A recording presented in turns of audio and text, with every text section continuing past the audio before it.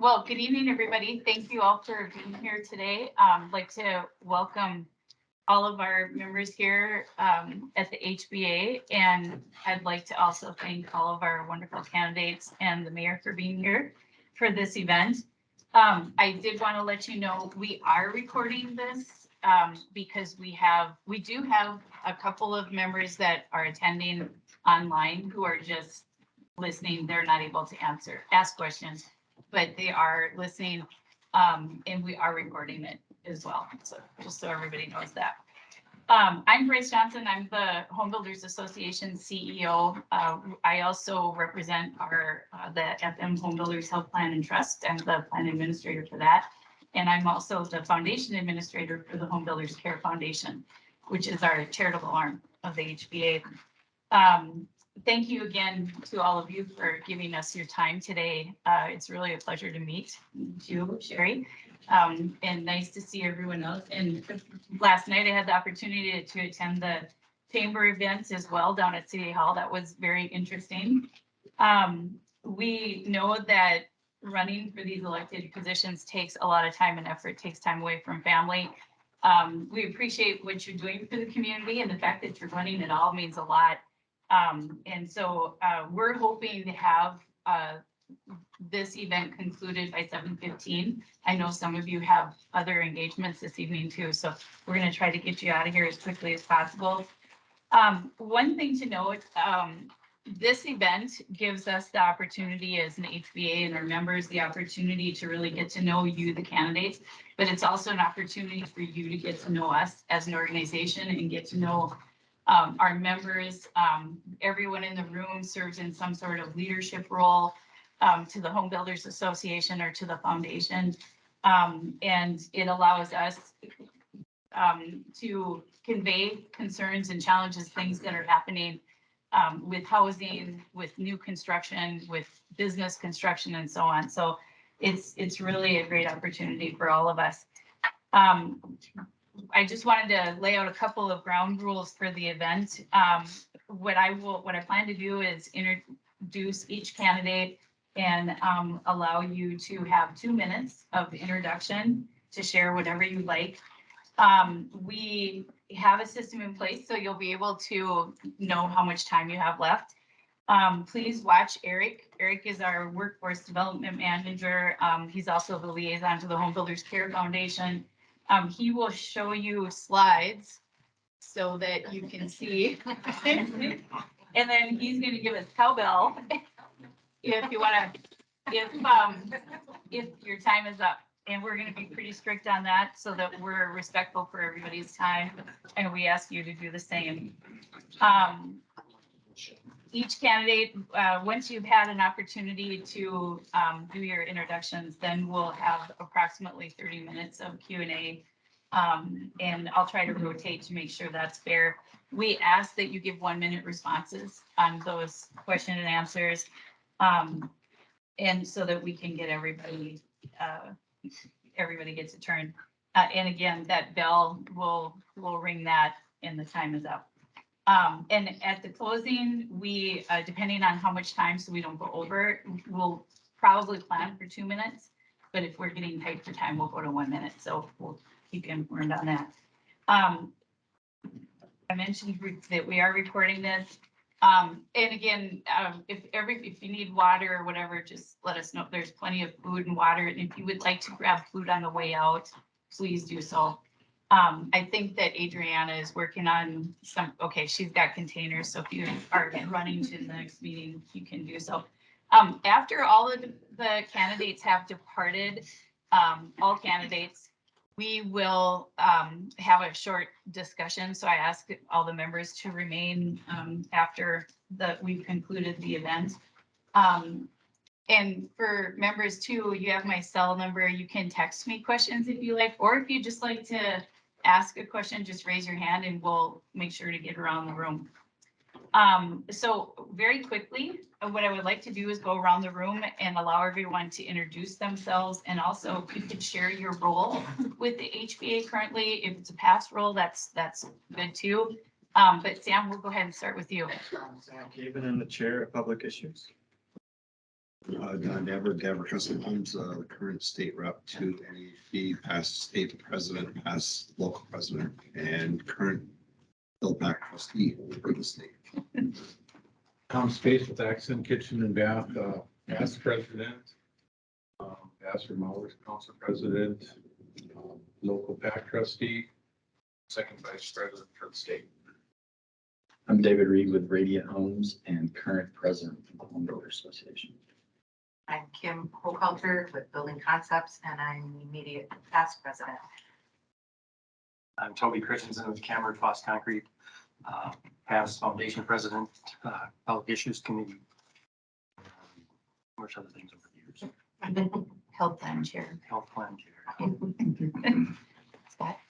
Scott Pursuit of Cameron Foss Concrete, current board member. Steve Sikowski, live wire electric, board member, Home and Garden Show Committee member. Bill Rothman, Kilborn Group, board member and public issues liaison for the board. Derek Gutzmiller, Copeland Brothers Homes, past president. Robin Swanson, Robin Swanson Insurance past board member and current public issues. Eric Miller with Dwella Inspections, and I am on the board of directors currently, and then the board liaison to the Home Builders Care Foundation. John Gunkelman and let's see, Dakota Construction, and I've had about every office here that we had. They refer to me as Father Time.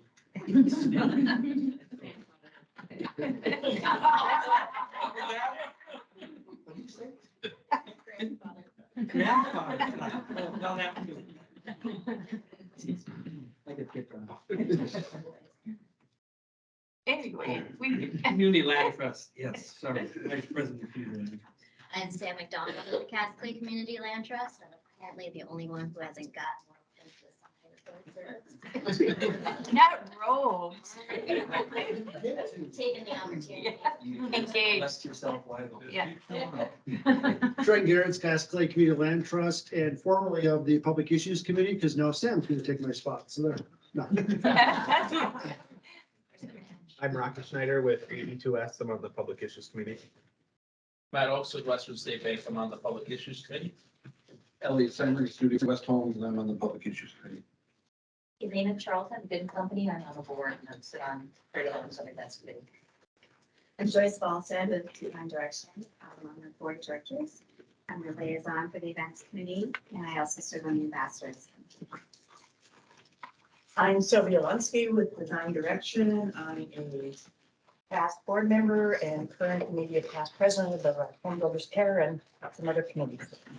Val Carlson, a long time ago, president. I'm Krista Mund with the HBA. Eric Lodge with the HBA. All right, and Adriana's in the back there working things as well, so, all right, well, thank you, everybody, again for coming. So we're gonna go ahead and get started, we're still right on schedule, so we're gonna keep this very tight. It's not as formal as the chamber event last night. I mean, we're here to have conversations, so, but we do have to keep an eye on the time, so Sherry, would you like to begin? Sure. Good evening. First, I want to thank God for this opportunity to be candidate for Fargo mayor. And thank you, home builders, staff, and members. I am a stay-at-home mom with a teenage son that attends Davies High School. I grew up in the north end of Fargo by the Edgewood Golf Course. And my parents' backyard backed up to a grassy open field and the woods by the river. Now I could go out my back door and go across a row of bushes and be transferred to the natural environment. But that is gone. It is now a housing development. Fargo's growth plan calls for living in harmony with the natural environment and having a compact city. But those goals back in 2007 have not been accomplished for the sake of development.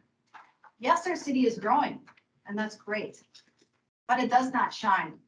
What is missing is beautification, and that is what I'll bring to our community. Thank you. All right, thank you, Mayor Mahoney. My name's Tim Mahoney. I've been in the policy of working with HBA for 17 years now. Started in 2005 when I became a commissioner and didn't know anything about you. So you learned a lot about you because if you did something you didn't like, you were there.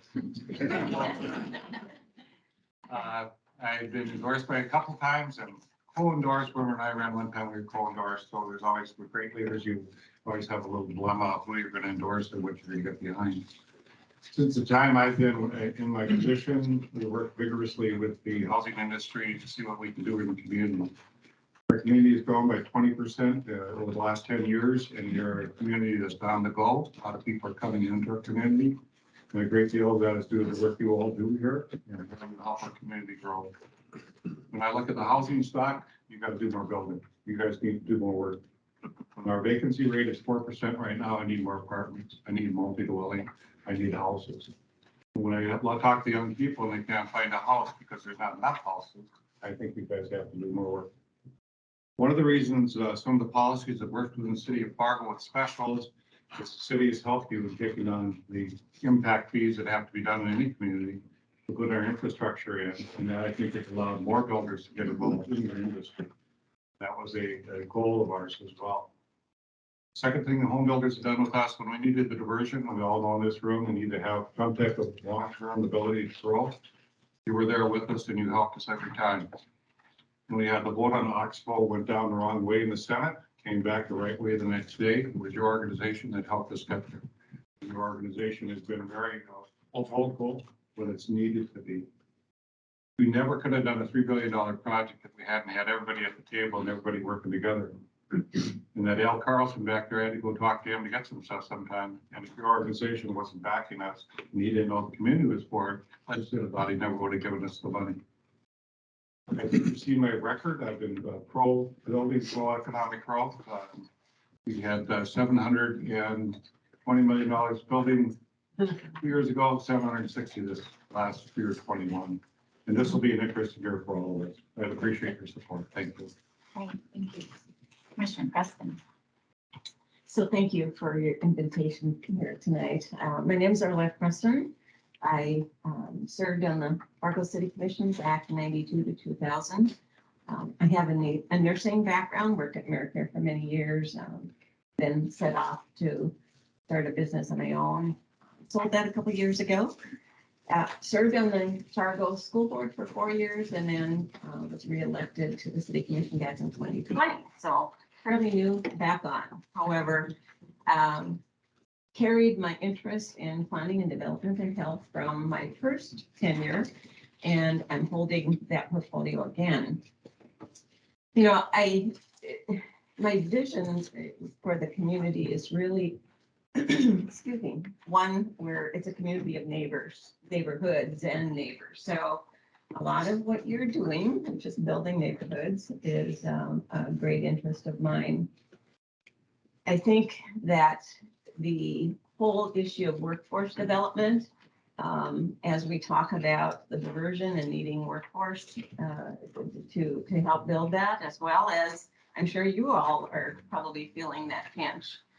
We talk about affordable, attainable housing, childcare, and being sure that it's a welcoming, open community. And those are the three issues where the three pillars of what I'm interested in moving forward. So I'm hoping that we can have a conversation about some of the challenges that are going forward, especially as the diversion gets completed and we have a limited land mass to be building into. And yeah, I would love to have a conversation about how we go about doing that. So thank you. Thank you. Shannon. So first of all, thank you, Bryce, and all of the members of the Home Builders Association for putting this on. It's great to have opportunities to talk to each of you. I think I know many of you, and so I won't go so far into background, but for anyone who's watching or doesn't know, I'm Shannon Morris-Jones. I grew up in Fargo, and I have the privilege of living and working here with my family and our family business. I work as an attorney and real estate broker for Roars companies. And, you know, really what I'm hoping to do is bring the experiences that I have, the experiences that we have with our business, problem solving things that we bring the efforts that we bring to each problem that we address and kind of bring that approach to city government. I live in South Fargo here with my 3 daughters, and I think we all do things for the reason we want to make things better for the generation coming behind us. I want to make sure that we have some fresh eyes looking at the problems that the city of Fargo is dealing with. I want to make sure that we are supporting our law enforcement and making sure that they have the resources that they need to do their job effectively and they feel supported, because safety is one of the key attracting factors in bringing workforce and people, helping our young people want to stay in the city of Fargo. We also need to make sure that we're always looking at property taxes and special assessments. They continue to grow year after year, and that prices people out of living in Fargo. We need to make sure we're addressing that. And overall, we want to work with our community partners, including everyone on the Home Builders Association, to make sure that we're continuing to look for ways to make our government more efficient. How can we do the things that we're doing for less money? Our government doesn't need more money, it just needs better ideas. And so I'm excited for the opportunity to serve each of you in the city of Fargo, and I would appreciate your vote. All right, thank you. Wow, well, this is gonna be easy. We're just rolling along. All right, does anybody have any questions to start off? I should have maybe reminded everybody to have their thinking caps on. John? I guess, I think maybe a quick question for maybe each of the candidates would be, how do you see sitting on the planning commission and we get to see what's coming before us? How do you see the growth that Fargo has experienced in recent years, a lot of which has been to the south? Maybe your comments on the neighborhoods that have been developed and your maybe some just quick thoughts on what you'd like to see in the future. Okay, we'll go ahead and start with Mayor Mahoney. Or rotate like we do. Yeah, sorry. I think we have 2 challenges. The planning commission, you'll see that is that how are we going to grow south? What kind of neighborhoods are going to happen? Lake Fargo is a new concept we have to try to decrease the cost of putting infrastructure in. Very curious how that's going to turn out eventually, because it should decrease the cost of the builders and how we're going to then redevelop that type of neighborhood. Part of that is 64th Avenue. How do you divide that? And how are you going to make it for bikes, walkability, all those types of things? So I think the challenges in your new neighborhoods is how are we going to form it so it's an area people want to live. And we have people over 65 and actually under 30 that like a lot of the same things. So you have to design it so both people are happy with what you come up with. The challenge in the poor neighborhoods is going to be rehabilitation. And I know not all of you are into that, but we did hire a coordinator to look at that. And we're going to not just do it as a city of Fargo. The study came out and said you have about 1,500 properties up there that need to be rehabbed, about $35,000 each on each one of them. And what we're going to be challenged with is that the coordinator, and we're going to need help from your industry to be part of that as well. Got a couple other things. Talk faster. Commissioner Preston. So the growth plan of 2007 really called for neighborhoods being planned around the central kind of gathering point for a neighborhood to encourage neighbors getting to know neighbors. So whether that be a park, a school, playground, neighborhood store, whatever. I think that in conjunction with the park district, a lot of that has been incorporated. I would hope that we could strengthen that as we move out into the land that's available. I do think that with the new growth plan that is supposed to be coming forward, as well as the new LDC or the revision of the LDC, that there will be plenty of time and opportunity for input.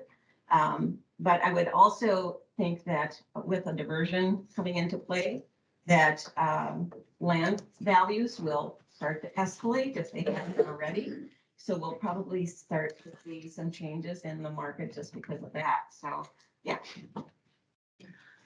Shannon, and then I'll come back this way. Yeah. So John, I think there's a lot of opportunity that we have here, and it starts with reaching out to the people who work in the industry and understand, you all are the ones who work with the people who want to build, who want to buy, realtors, builders, developers, understand the market better than probably bureaucrats in the city government do. So I think looking for a lot of collaboration from our business partners will be essential. Looking at the feedback that we received from the Go 2030 plan that's existing and making sure that we're continuing to update that as the desires for the community change. I think that, we recognize now with the diversion on the south end and some of our limitations on the north end of town that we've got a finite resource here that we want to develop as cost effectively as possible, but also making sure that we have something that's aesthetically pleasing and something that is going to really attract people to the city of Fargo. Thank you, Shannon. Derek. Thank you. I think we really have to kind of look at maybe moving a new direction. And one of my ideas is that we dismantle the Planning Commission and the Preservation Commission and replace it with an Architectural Review Board consisting of 9 members, diverse areas. That would be from NDSU architectural students. They would be from the North Dakota, excuse me.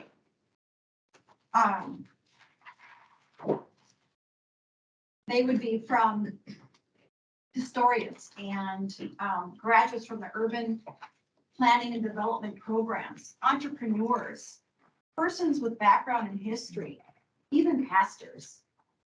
This diverse group would be like an orchestra that would come together with all their different talents and ideas that would orchestrate together to bring harmonizing for the community, like a orchestra for beauty and joy.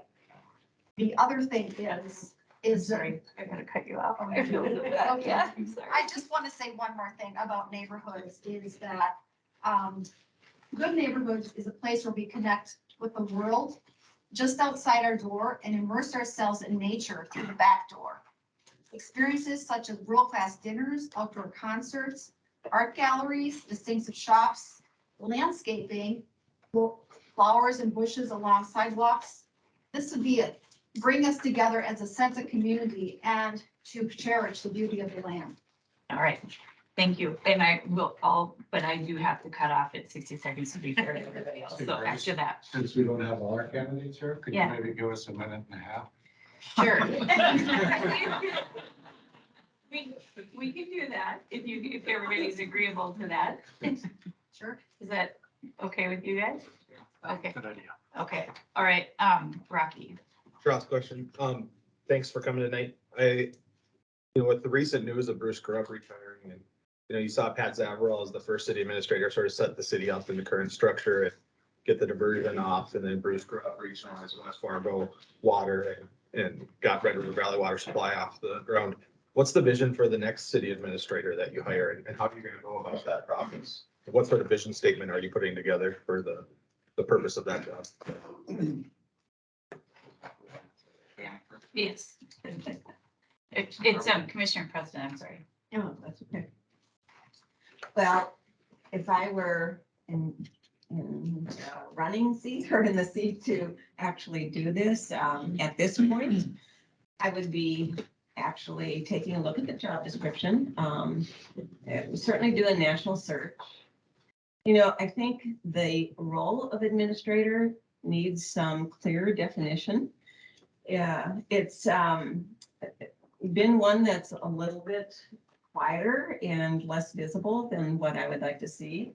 So the external communication and communication up to the commission would probably be one of the major parts of that role. And the structure of the city, I don't know if any of you know how it works, but there's 22 or 23 department heads. Half of them report to the assistant administrator and half of them report to the city administrator. It creates lots of confusion. And I work with one particular department head who actually has to go through 5 different people to get something actually approved or to get the consensus of 5 different people. So it creates a lot of inefficiencies and a lot of confusion, a lot of frustration. So that would be one of the major things that I would look at is the structure and then the role of the administrator and strengthen that role. Thank you. So Rocky, it's a great question. And I think it's especially helpful for a conversation on what we have done in the past and looking at what other communities do well. And that would be where I would start. Obviously, not being in the city right now, I would have to get a little context. And so I would probably reach out to Bruce Grubb, possibly Pat Zavrell, the people who've worked in these roles in the past to get their perspective, but then also reach out to city administrators and people who, the staffing facilities that would put together the portfolio for hiring someone in a city administrator role. I want to make sure that we have the expertise for people who have been doing this job in multiple locations. You know, a similarly sized city that's doing things really well is Sioux Falls. We've had the opportunity to kind of look at what they are doing well. We can also look at cities that are struggling to find out, you know, how do they run their operations so we can look for opportunities to not do some of the things that they're doing. I think there's a good bit of research gathering that would start the process and then you formulate the mission and vision for that person from that point moving forward. All right, thank you, Sherry. Thank you, Rocky.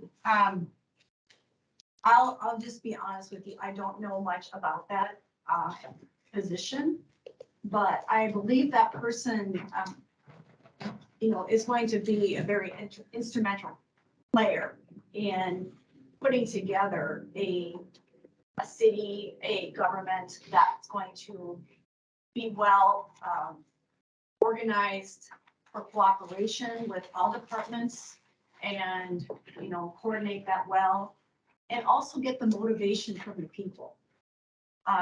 You know, we need to have that buy-in. So I think that's an important piece that this person should do. Thank you. First of all, I think Bruce Grubb did a great job. He's a great administrator. He's done great work in this community. He got many of the challenges we could figure out. Second of all, I think the structure actually works very well. We get in there in the morning, we meet, Bruce, Mike, and myself. Later in the evening, we meet, go through all the problems of the day and how can we solve them. Brenda Daring, fantastic. All the people we have as director heads are fantastic. If any of you have had to work with them, we're always trying to, how can we make it work, not how can we put up the null. So always we're trying to find out some ways to making things work. And I think that's really what you need in an administrative team. Grubb is going to stay on and help on a part-time basis, the Red River Valley water supply. We're going to have a vote in 24 about our infrastructure tax that's from the community that goes up in 28. We're going to have a few projects that I have for him that are specific to his skill set. We'll do a national search for a new administrative team, but I think anybody in the room that's been around long enough in this community is sometimes changes things in a direction you don't necessarily want to go. Things are doing well with your organization, and I think our team will work well with you going into the future. I think we have a great setup. We're one of the most efficient cities in the Midwest. We were #1 by Milken Institute that we're the best run city. I don't think the city is running poorly. And to this organization, oftentimes people weren't listening. I think we listen and work cooperatively with each other quite well. To replace him is going to be a nationwide search. We'll look at and on the commission, if it ever comes up, the new commission, we will have a discussion of that role. Anybody in any department can get an answer in a day. Thank you. Does anybody have any questions yet? Robin, go ahead. Is there a timeline that we know about with FEMA and the diversion? Like at what point, what will that take for certification of the diversion and eliminating the need for requirement for flood insurance? Do you want to start, Shannon? I'm happy to start with that question, Robin. I'm not sure that I have all of the day-to-day information, although in my conversations with engineering, I know some of the questions that the Home Builders Association was concerned about was things that we could do to make building houses more cost effectively of removing flood proof basement. That was part of the discussion that I had when I was visiting with engineering. And so that's not your exact question, I understand. I know that there are steps that are being taken and they don't want to do anything too quickly and risk the certification or the exemptions that we have right now. But as far as the certification for the dike, I'm sorry, not for the dike, but the whole diversion project is, I don't have the specific answer to that. I know the construction timeframe and I think it'll be certified when it's completed. All right, thank you, Sherry. I actually have not researched that, so I actually am going to pass on it tonight. We're actually meeting with FEMA this June, sitting down and talk to them. This was the questionnaire they sent to us, the 60-page questionnaire.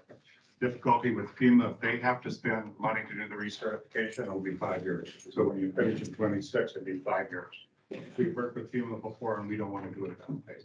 We want to start working with them now, work side by side to 26. So all the different things they have to see are certified and good are there. And we're going to lobby for 27 with drop insurance. So that's the way we're going to go after that. And with FEMA, what's important is your federal partners. So we've got Senator Hogan has been excellent in that area and can help us navigate through that because that's going to be the question. Otherwise you delay until that happens. What we're suggesting in diversion money is we're going to help them do the review. So they stand you next to you as a partner and then they see all the stuff we've done. Otherwise it's a delay of 2 to 3 years until they fund it, come out and look at us. So we have always been very smart because we learned how to do that because certain parts of the project are already certified. But as you know, and I know, flood insurance is going up and that's a deterrent to many people in the community.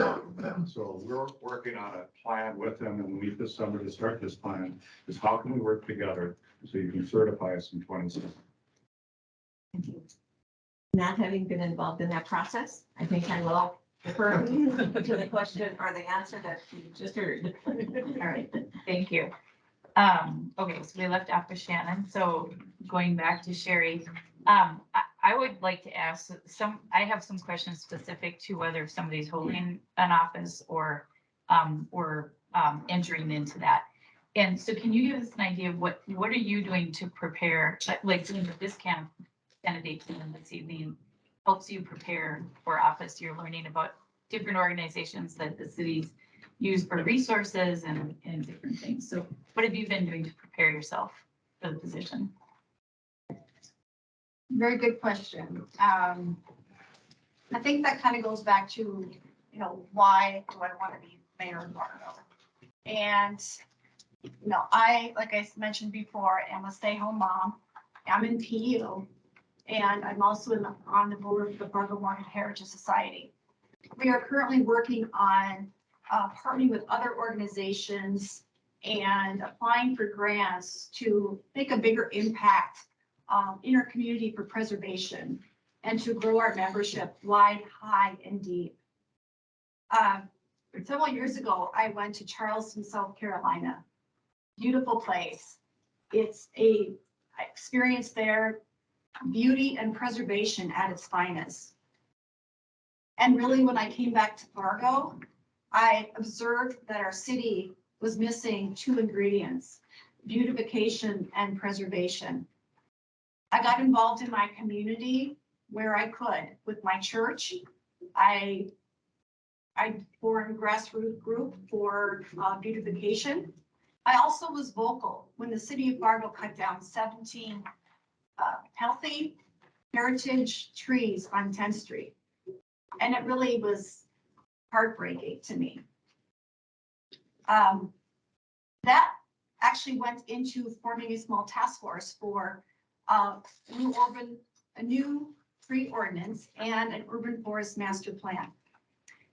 And with that, I was able to help facilitate a group with the city forester, with a group with NDSU, the North Dakota DOT, engineering and planning, with the Heritage Society, and several other citizens in our community. All right, thank you. Appreciate that.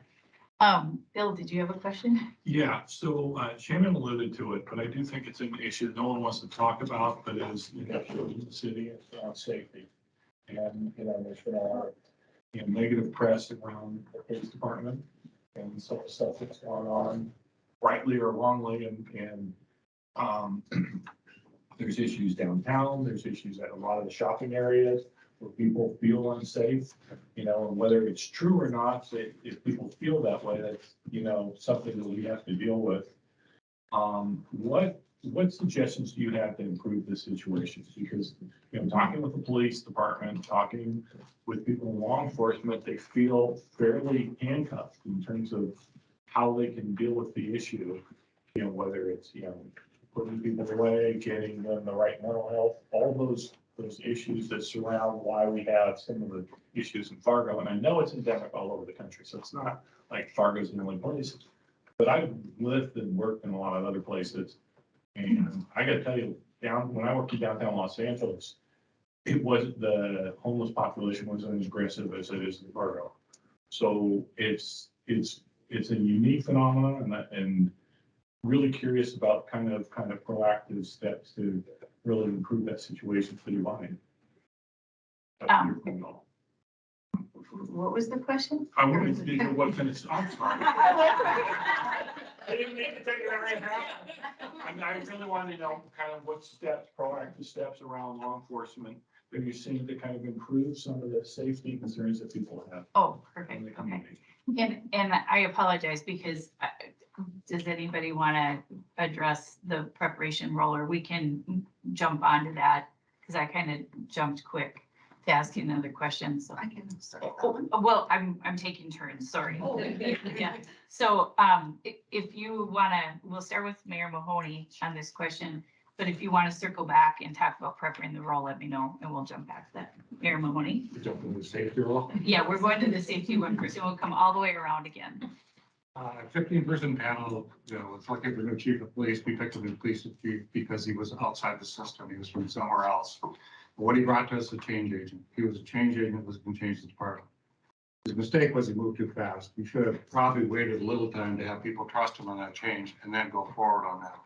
But he came back to us with $800,000 organizational change, which we made $2.5 million for body cameras.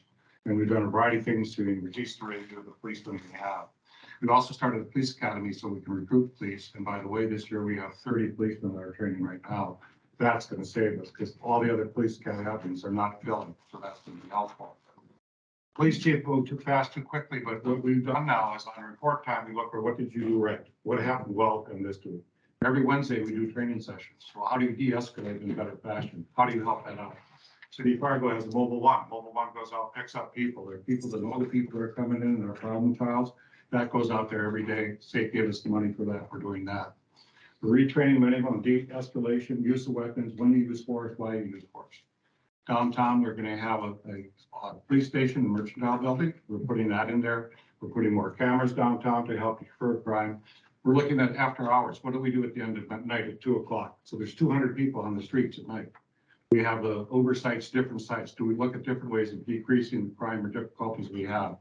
Violent crime has gone down the first quarter so far that we've seen. We still have petty larceny and other issues that are going on. And we have a task force working on that. All I can tell you is it's going to get better and we'll continue to do better. And the other issue is we've added almost 5 to 6 people every year to the police officers, right? On a strict ratio of what we should have for our community. Thank you. So I'm going to just talk about downtown because that's where I think the issue is the most visible and probably the most concerning.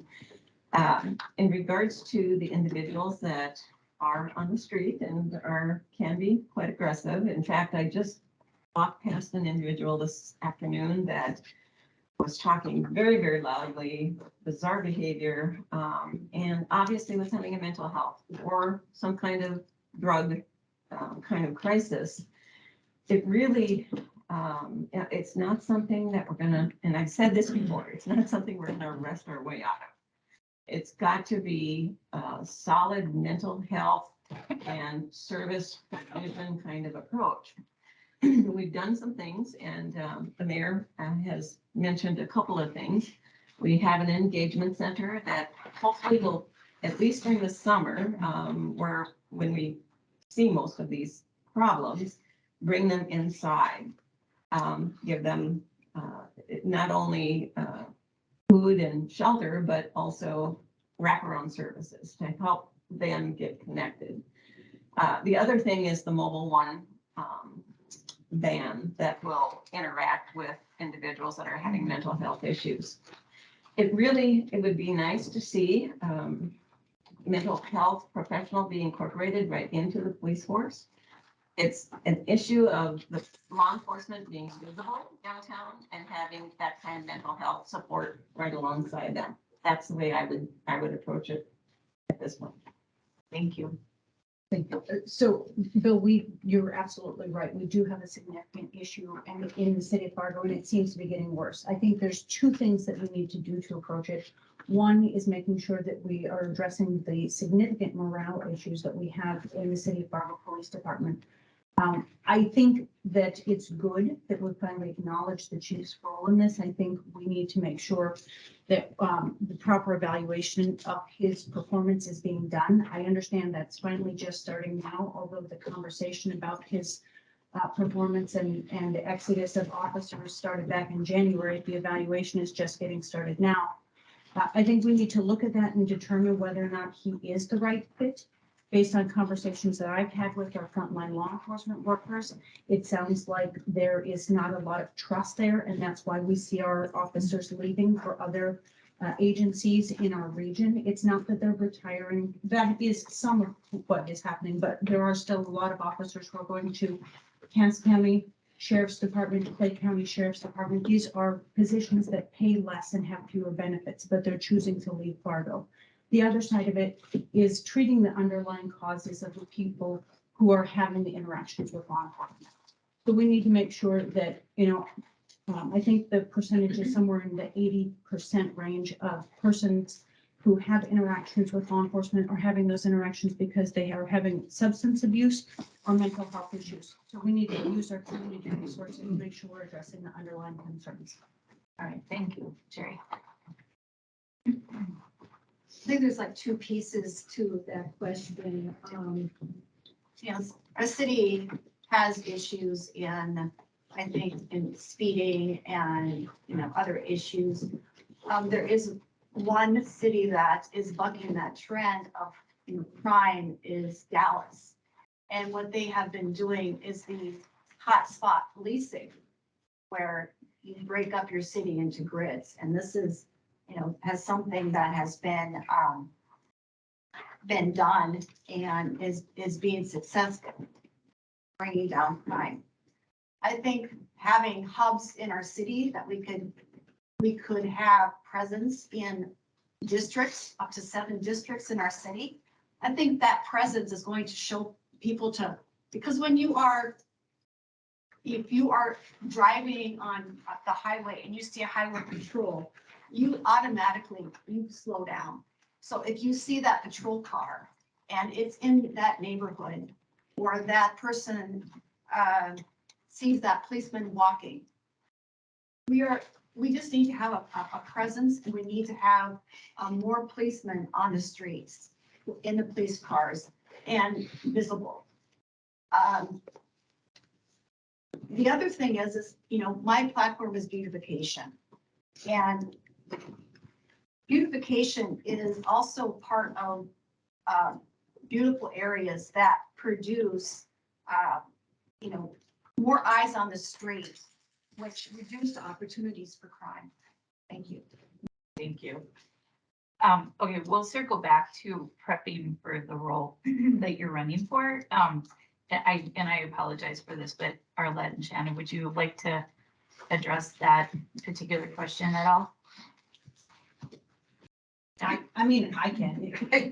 Yeah, I have, obviously I've been living and working in the community, just general awareness is kind of the starting place. But for this role specifically, I've been meeting with the department heads that I have been able to connect with. Those meetings are still ongoing, but learning about the kind of the history and context of how their departments work, understanding what they see as their biggest challenges, learning about the culture and the morale in the offices, which has been a bit of a concern for a lot of them.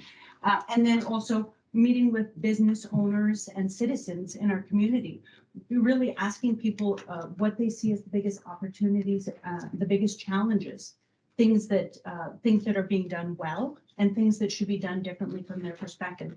And really trying to take a 360 review of the city and getting feedback from people confidentially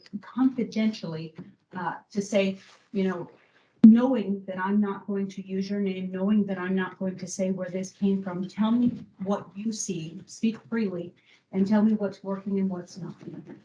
Yeah, thank you. So I think with the role of mayor, there's two kind of distinct functions. One is the communication out into the community, and then the other is providing leadership, visionary leadership, and overall strategic kind of leadership inside the city hall. The communication out into the community have been very active, very visible in the community. Started off with neighborhood associations, but certainly am involved in many different ways in the community. So bringing that input back into City Hall and into the processes and probably providing some input and guidance to that. The internal part, when I first stepped back onto the commission in 2020, I did the same thing, met with all the department heads, got a good sense of what was going on in City Hall and some of the issues. So I feel like I'm really well prepared there. In fact, I'll probably, I have been very involved, very engaged in what's going on in City Hall, and the mayor probably can attest to that as well. But yeah, that's what I've been doing, and I'm very well prepared. Okay, all right, thank you. Okay, I'm gonna go back to the original rotation. So actually, Arlette, you would start on this one. And I think this, you can apply this question to as an elected official, and or if even as a citizen volunteering on organizations or something like that. But what we're looking for is what initiative, what achievement as an elected official are you most proud of in your current role? So actually, I have to go back to my previous 8 years, because so oftentimes when you try to implement something, it takes a while to see the results. And in my previous tenure, 92 to 2000, it was actually a meeting I was at that was talking about downtown redevelopment. Went into it, got the consultant actually to come to Fargo, and that was the first downtown redevelopment plan that got to be. And then there were a few individuals in the community at the time that took that whole concept into the Renaissance zone and brought that to the legislature. That got started. So my most proud accomplishment was getting that started and seeing what's happened downtown, which has been wonderful. Awesome. John? All right, so Bryce, I'm going to talk a little bit, I think, about what I've done in the legislature, because I think that's my prior elected service has been there, and I think it ties still into the community. Now, jokingly, I would say the biggest accomplishment was getting Jim to vote for the repeal of the blue laws. That was quite an undertaking. But I think the most impactful thing that I've had the opportunity to work on is creating a record sealing process for people who have past history, criminal records, but have reformed their lives. I've done a number of things related to criminal justice reform, and I would say that's the work to this point that I'm most proud of. So I created a process where people who have nonviolent, non-sex offensive crimes, who have been crime-free and productive in society for a period of 3 years for a misdemeanor, 5 years after a felony, where they can petition the courts and ask the courts to have those records sealed. And the purpose for that is it allows them easier access to housing, easier access to jobs. It may allow them back into military service if that's something that they're interested in. It allows them to re-enter society and become more productive citizens, which I think is a benefit to all taxpayers. Thank you. Okay, Sherry. I'm just gonna tell you right off that, you know, I'm sitting with all these people that are very experienced. My experience is probably very little in this public office. But what I do bring is a vision for Fargo. I have been on the board for the Rose Creek Neighborhood Association. I was a board member and the vice president. I was able to recognize people's talents and gifts and bring those together that we could develop a task force to, we wanted to, in our neighborhood, to replace our cedar fence. That took about 4 years, but I persevered and I worked toward getting that fence put together, a group of people that was attorneys and real estate and developers that are members of our association. And we put together a plan that was able to get that fence put together and built, and it is now in our neighborhood. So I am a person that can recognize talent. I can help them put that talent together. And I would be able to do that in the departments, in the city government. Thank you. Thank you. Honey? Well, that's really a great question because I think we focus on what really has happened in the community and economic growth. So when I came on the commission, we were doing about $250 to $300 million of permits a year. We're now up to 720, 760. We've had tremendous growth. When we brought Amazon in, FedEx in, UPS in, it was trying to make those things happen and come about for our city, but it made a major impact in our community. Our freight right now, air freight went from 50,000 tons to 300,000 tons. We are a center core. I have people calling me now, not saying that I might look at Fargo. I have people calling to me and say, how can I come into Fargo? When we got Amazon in, it was a timetable they wanted. They wanted to be in within 1 year. And our team went to work trying to get that to happen. And we were able to let that happen. We got built before Sioux Falls, and that was our goal to do that, to beat Sioux Falls. But the reality is that we have good growth. We have good economics right now in this community. Second part of that is you got to get the young people involved. Greg Devine with Emerging Prairie has been a great partner in that, and getting young people involved into our community. The other aspect of that is drawing people to live in our community, to stay in our community. So our college crowd. What makes it so attractive is the people that live here that then people want to recruit and hire. And that's one of the greatest strengths we have, is because people used to out-migrate. When I ran in 205, my message was, I want my son to stay here. And there's so many people that I find that their kids are in town, have a job, have good things going on. And that's happening. Renaissance Zone, the same downtown. I mean, if you look at downtown, the value downtown was 150, it's 1 billion now. It's had tremendous growth and it's really helping. Thank you. Thank you. Okay, we're gonna start with Shannon, and Don, did you have a question? Yeah, you know, it's kind of first of all, thank you all for coming tonight. We appreciate your involvement with the being here for us. I'm just curious, you know, we have a unique opportunity south of 52nd Avenue, west by 29, nearly 2,200 acres that is being master planned in conjunction with the city. You know, you all have had a part in the city in one way or another with the planning, you know, except in Sherry in a smaller way, but still, what is your vision as to how you plan to pay for that?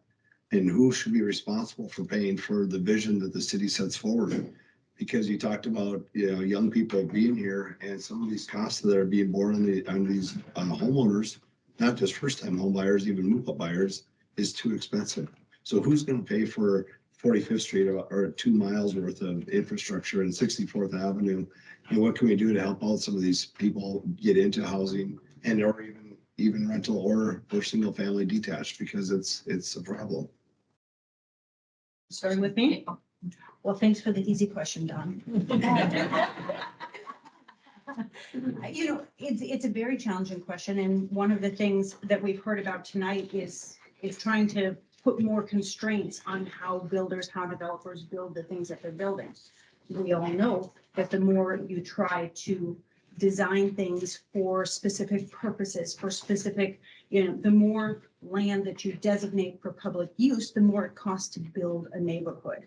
And so I think it's a careful balance, and I think we have some opportunity with some resources that are going to be coming from federal government, some resources that'll be coming from the state government, that we can try and invest some of those both in reconstructing our aging infrastructure and using that for some of our new infrastructure so that we reduce some of the burdens of building out Fargo. You know, there's a lot of concerns about the sustainability of building out farther into the greenfields areas of Fargo, and how do we continue to maintain those roads? How do we continue to protect with law enforcement and fire departments? And so I think we're really going to have to get very creative, but working with our business partners, working with builders and developers to say, how can we do this so that it serves the community, but it's cost effective? I think it's going to be key to make sure that we're reaching out to all of our stakeholders for input. All right, thank you, Shannon. Sherry? That's a good question. I think that some of it is going to take maybe some patience. And it's going to take, you know, partnering with, like we do with the complex, the sports complex, the private dollars and the public government coming together, with those being cooperating together and partnering. Also, you look at it as, you know, economic 101. It's free market, and you have to allow it to work spontaneously.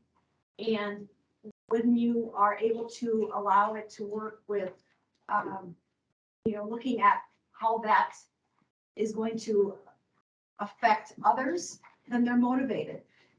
If it's going to increase the community's, you know, ability for, you know, areas that are going to have dense development and create walkability, are going to get people to be kind of, again, they're going to be motivated. I think it's, you're looking at economic benefits and the desire for people to congregate in pleasing and comfortable spaces that I believe that walkability and dense development will bring. Infrastructure is I think it's also a piece that can be brought to the developer, that is part of their capital cost, their cost and their risk, and that they would then recoup those costs after they those things are brought together by you. So selling units or the houses that that you have built. I think that is part that the infrastructure needs to be kind of a separate piece that we need to look at as the how it needs to just be a separate piece from how the developer is making those decisions. All right, thank you. Mayor Mahoney. Great question, long-term problem. We all know that in this room. It's been difficult. How do you handle special? What are you doing in new developments? Two things are going to help us in that area right now. The federal money is giving away money. So we hope to get some of that giveaway money for one-time projects. What was the biggest thing we found in the specials committees? Arterials. How do you fund arterials? And they got 22 out of the 22 recommendations, but arterials is the last thing left on the table that needs to be discussed. I think that Shannon would be great on legislative body. They got extra money out there. Give us the money to help us with our high cost issues, which are arterials, and figure a way out of it. Prairie dog funding now looks like it's going to be funded. That's for low usage. We're going to try to decrease that cost. We did an SRF loan on that for Lake Fargo to decrease utility costs for the developers and how much space you had to have for retention pond. Try innovative ideas of how, when we design a neighborhood, we could work together on that.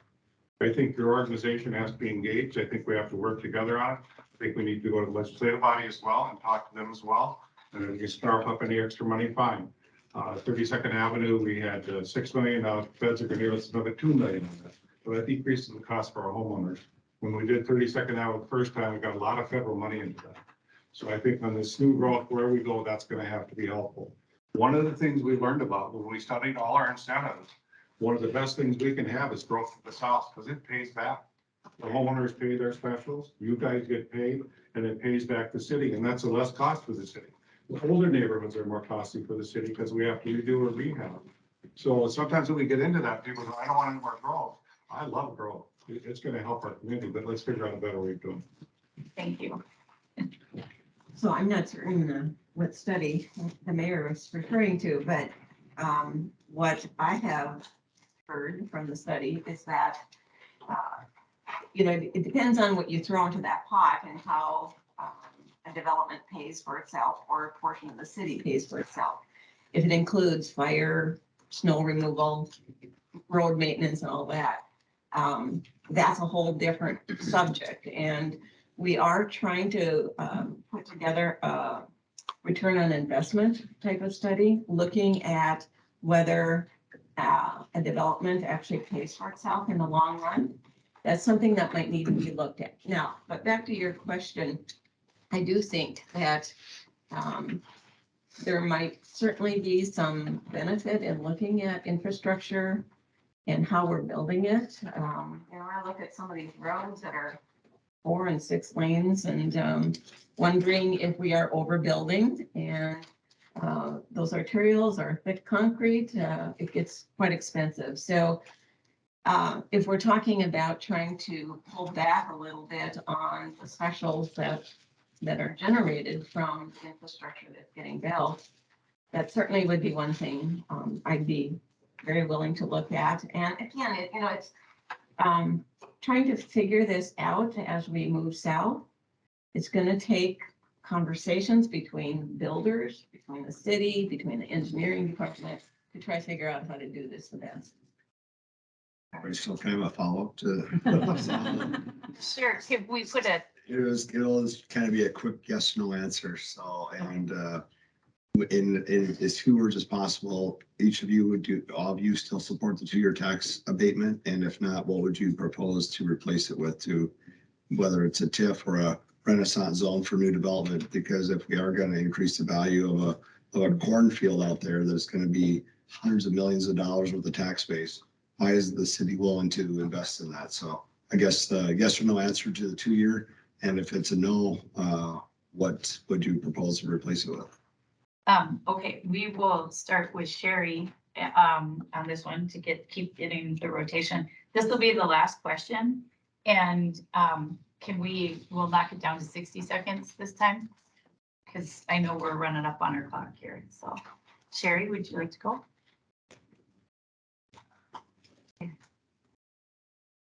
Well, it's well documented that a community viewed as having high quality of life will attract and retain the population and of households within the city. I think that we don't have to always look at how are we going to pay for this. I think it's we have to just look at how are we going to maybe make changes in our city. I think we're growing too fast. And I think we need to start maybe looking at other communities that want to have quality growth, or, I would say responsible growth, and look at how what is good design and high standards. And those things are, part of beautification. And beautification will bring economic benefits, and it will continue and bring those dollars into our economy. Thank you. I want to say yes, but I want to qualify a little bit, okay? Because last year what happened, our 2-year exemption went up from 87 million to 97 million. Fargo had more houses in West Fargo or Horace. And if we take away 2-year exemption, you're going to be competing against two communities that have the exemption. So unless I go to Bernie and say, hey, let's quit it, and go to a chat and say, let's stop it, Corey can say, let's stop it. Now, you guys are going to be competing, and I think that's an incentive for people to stay in our community. I think you should discuss it further, is what other things can we do in rehab housing? Is there something we can do in rehab housing to incentivize you to get some of my old housing stock fixed up again? And do we have to do grants? Do we have to do something else? That's a community discussion. What are we going to do about it? 1,500 houses need to be rehabbed. Something needs to be done about it. So I think that has a 2-edged sword. It works. I think it works. We've had 470 homes this year, and it's new homes. And when I talk to a young home buyer, they feel that's kind of a friendly gesture by the city. So that'd be for it. Thank you. So we've had a couple consultants come into the city and tell us that the 2-year new home exemption is actually defeating a purpose that we're trying to achieve on the other side. And that is increasing the tax base in the core neighborhoods and making sure the homes in the core neighborhoods aren't getting dilapidated and not taken care of. So those houses are trying to compete with the new homes that are getting built. And that competition is getting lost in the core neighborhood. Still, we're needing to dump some finances, some resources into the core neighborhood to try to support that tax base and bring those homes back up to a standard that is livable, to be honest with you. So there's some competing interests here, and we're kind of creating a situation where we're chasing our tail by providing exemptions out there and then putting money into the tax base in the core. So again, a little nuanced kind of answer, but I would support coming down on it, and I've proposed that. Thank you. So my answer is also yes, but, right?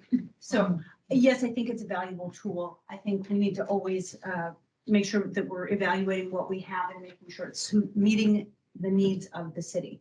And so I think keep it and continue to look at all of the incentives that we offer to make sure that they are driving development the way that we need to drive development. We've spent a lot of money downtown and it's been very beneficial. I think we need to look at changing the areas that we're focusing on.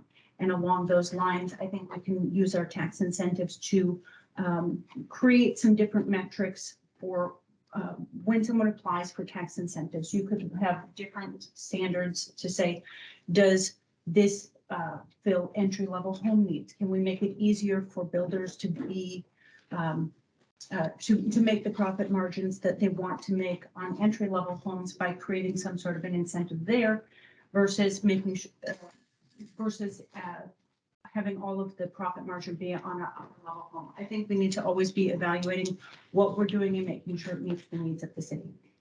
All right, thank you. Okay, wow, that went super fast. And I'm sorry that we're trying to be strict on the time, but we will do our closing and given our time constraint right now, let's go to 60 seconds on that, if that's okay with everybody. Yeah. Okay. And Mayor Mahoney, I'll start with you. How many minutes do I have? 60, did I say 60 minutes? 60 minutes. I meant 60 seconds.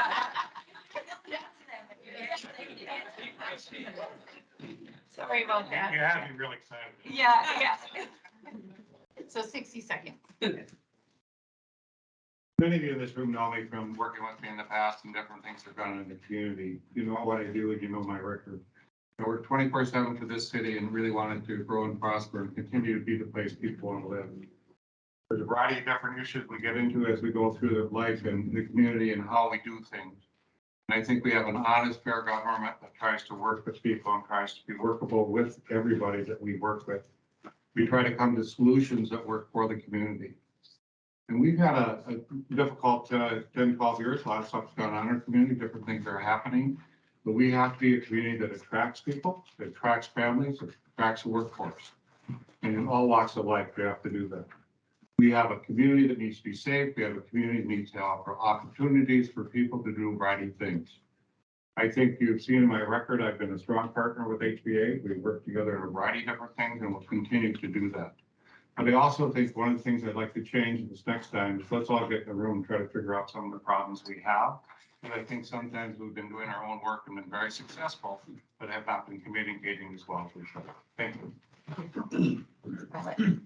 So I apologize. I need to scoot out of here as soon as we're done, so I won't be able to mingle at all. But so I think by all means, I hope that I've communicated tonight that housing, home ownership, stable housing that's affordable and accessible for everyone in the community is my forefront issue. So we have that in common. I do think that obviously there's a few issues that we may differ on, but One thing I can tell you, and that is that I am a good listener. My door is always open. I'm very willing to meet and discuss and figure out how we get from where we are to where we need to be. So I would just ask for your consideration in voting for mayor, and that would be me. So if you want some more information, you can check me out on my website or electrofargo.org. No, thank you for inviting us tonight. Thank you. Perfect. Thank you, everyone, for spending your time here with us tonight. I know this is not the most enthralling way to spend your evening, so I appreciate just the time. You know, I think many of you know me. I'm accessible. I'm excited to bring a fresh perspective and some new energy to the city of Fargo. I want to make sure that we are ensuring that our public is safe by providing the law enforcement and first responders that our community needs, making sure that they're supported and funded as they need to be. I want to make sure that we keep our property taxes and special assessments low. They continue to go up year after year, and it makes living in Fargo unsustainable. And I want to look for ways to be very creative in reducing the cost of our government while making sure that we're not reducing our services. I would appreciate your vote on June 14th. I hope you remember that June 14th is a final election for a number of us. And that being said, if there's ever anything that you want to discuss with me, you can call me if you have my number, or you can find me on Facebook if you don't. All right, thank you. Sherry? Members, I have a vision for Fargo. Scott Ludall, city forester, said, I have a vision for the city of Fargo. I believe it's going to take more than experience to get our city on the right track.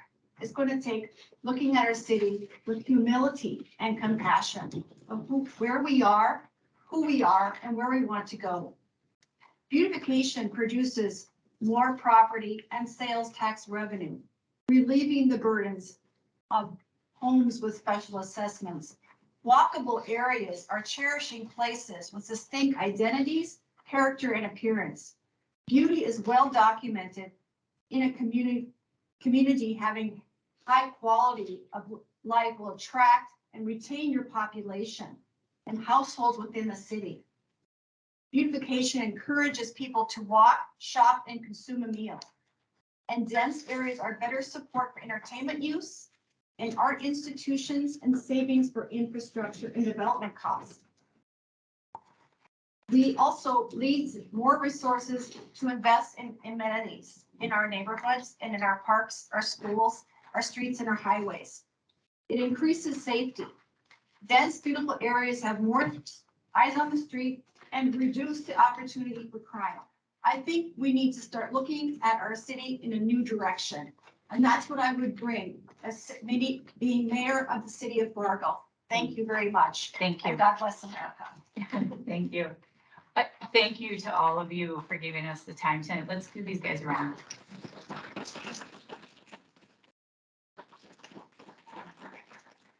I wanted to just reiterate too, I know you're familiar with the HBA, but we are here as a resource. We're a collective voice on what housing affordability, home ownership, the importance of what it is to the community. And so we ask to whoever is victorious in this, that to keep that in mind, to bring the HBA in so we can bring those challenges and issues that consumers are facing in getting into homes, getting into new homes, and that a diverse housing stock is very important. So whether it's existing housing, single family, new construction, multifamily, that we need that diversity to attract and keep our economy going strong as well. Same with the skilled labor issue, all those different things that many of you are very aware of what we're facing right now as an industry. So again, best of luck to all of you. We thank you for your time. We'll take a 5-minute break, and so everyone can visit real quick. And then once everyone's departed, we're gonna have a quick meeting if everyone could stay once all the candidates have departed. So thank you again and good luck. It was great to see all of you.